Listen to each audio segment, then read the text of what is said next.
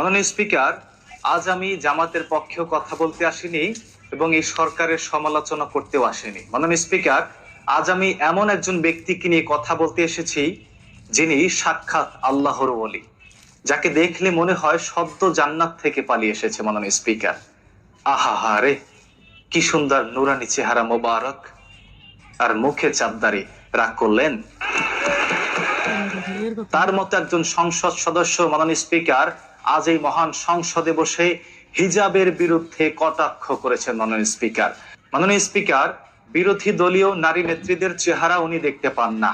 মাননীয় স্পিকার, আমাদের বোনেরা পর্দা করেন, অথচ এত বয়স্ক একজন মাননীয় সংসদ সদস্য তার নিজের চক্ষু তিনি হেফাজত করতে পারছেন না।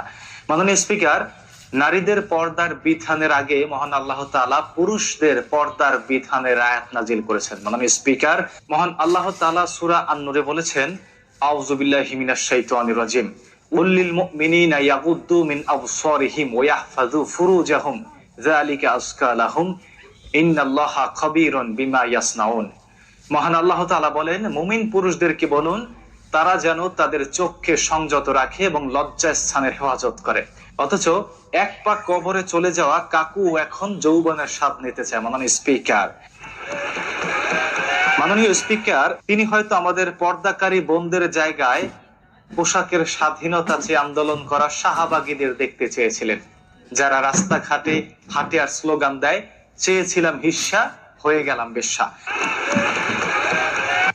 সংসদে বসে মাননীয় সংসদ সদস্য বিরোধী দলের নারীদের চেহারা দেখতে চান এবং সংসদের বাইরে তাদেরই নেতারা 16 বছরের কিশোরী খোঁজে রাত কাটানোর জন্য। মাননীয় স্পিকার,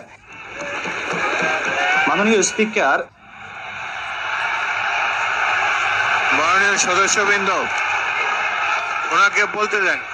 মাননীয় স্পিকার, পর্দার মতো একটি ফরজ বিধানকে তুচ্ছ তাচ্ছিল্য করে ধর্ম অবমাননার দায়ে তাকে বিচারের মুখোমুখি করতে হবে। মাননীয় স্পিকার, আরেকটি রাজনৈতিক কথা বলে শেষ করতে চাই। শিবিরের কেন্দ্রীয় নেতা জিসানের বিরুদ্ধে ধর্ষণের অভিযোগ এনে তারা সারা দেশে বিক্ষোভ মিছিল কর্মসূচির আয়োজন করেছে। সেই বিক্ষোভ কর্মসূচি শেষ হওয়ার আগেই তাদেরই কিছু নেতা ধর্ষণ ও হত্যা করেছে, এমন অন্তত বেশ কয়েকটি ঘটনার প্রমাণ আমাদের কাছে এসেছে।